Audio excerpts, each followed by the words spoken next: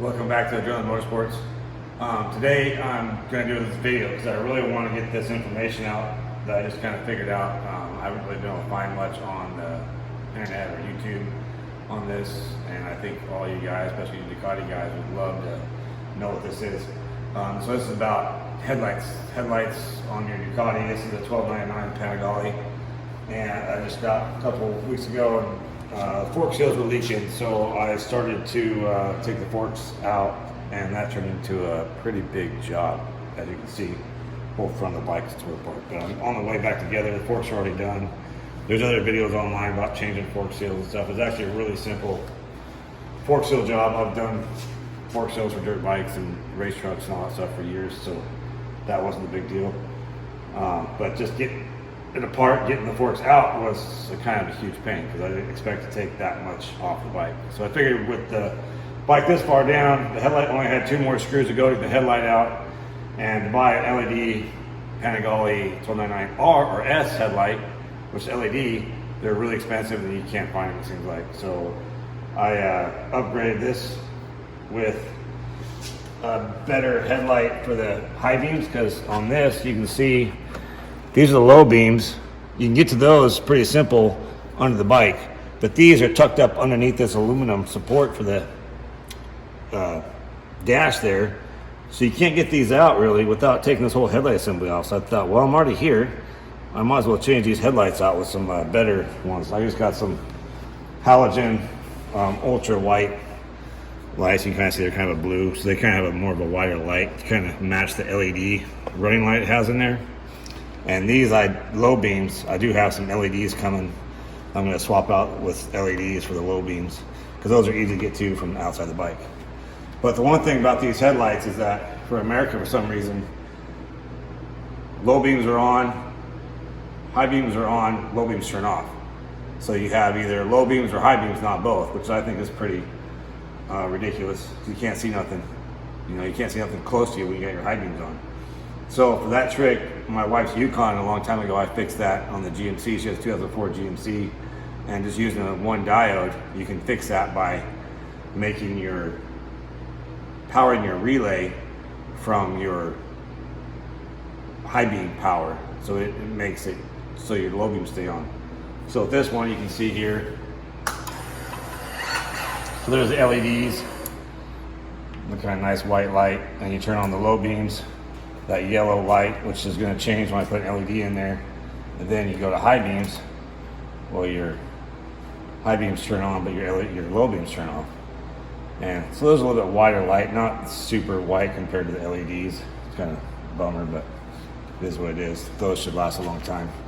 So what you do here to fix this is here's your headlight relays right here. So you got your high beam is the blue lights. Orange wires are the low beams. So high beams, low beams. And they're just a four pin relay. So you have the switch from the switches here and the power to the headlights here. So a relay just gives you a low voltage switch that turns on a high voltage switch. And so blacks the ground. This one's your high beam. So this is a diode. You can see this diode. It's a Radio Shack diode. The line is on the one end, so the electricity flows this way, but not this way. So whatever side that line's on is like the backstop. So it just goes this way. So what we're going to do, this, just so you can see this, I'm going to mount it a different way, but I want the power to go from the high beam switch power to the low beam switch power. So by doing that, you just stick that in there and that end in there. And so see now that when that high beam is powered, it's going to power the switch power to the low beam also. But when this is on, it won't turn the high beam on because the electricity cannot flow this way. It can only flow this way. So with that in there like that, I'm going to do it on this side to make it more permanent. That in there for now. You'll be able to see that. Turn that on. Low beams are on. like I said, it needs to be more permanent there. So low beams on, high beams on. That's all it takes.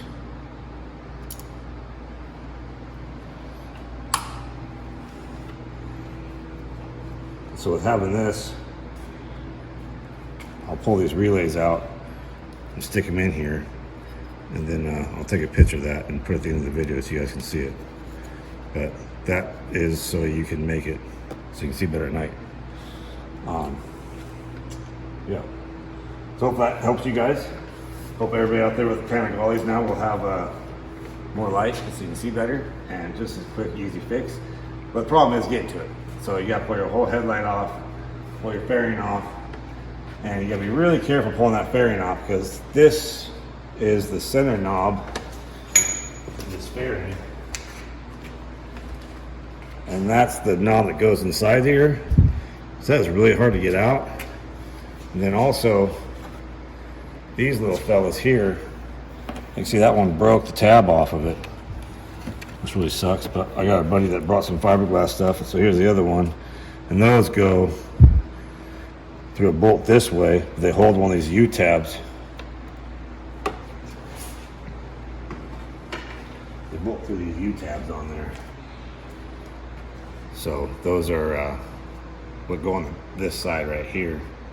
Look at that plastic bolt goes back through them. So anyways, you gotta figure it out. But just be careful. Easy to break the plastic. And this plastic ain't cheap. It's Ducati, so of course it's gonna be expensive. But anyways, yeah, so the video, I just wanted to get you guys out there to know how to keep your high beams on with low beams.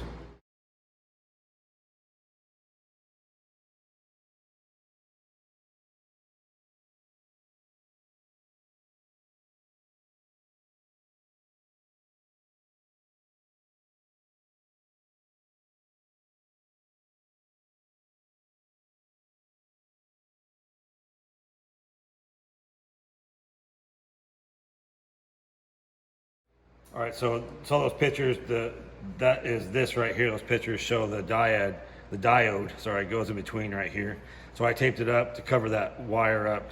It's a bare wire, goes between there. So I just smashed those relays, stuck them down in the terminals, smashed the relay down in there with it, you know, and that's how I've done it in that Yukon I told you about, and it's been like that for 15 years now. I've never had an issue with it.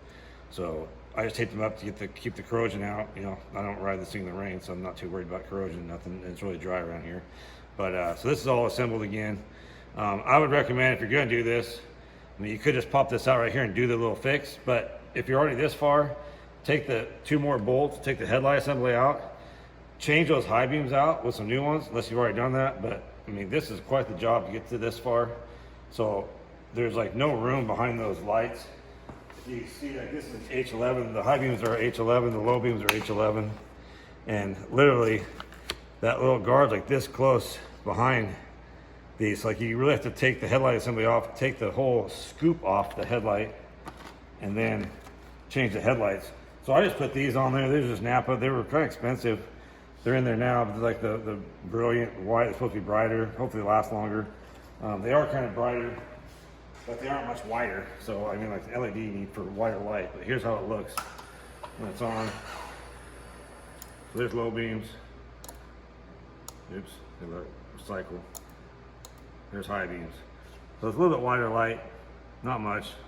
But when I get these LEDs in here, there'll be a wider light for the low beam. But you know, like I said, you can't see the high beams when you're driving around town because you're driving with low beams on like that. So, but if you want to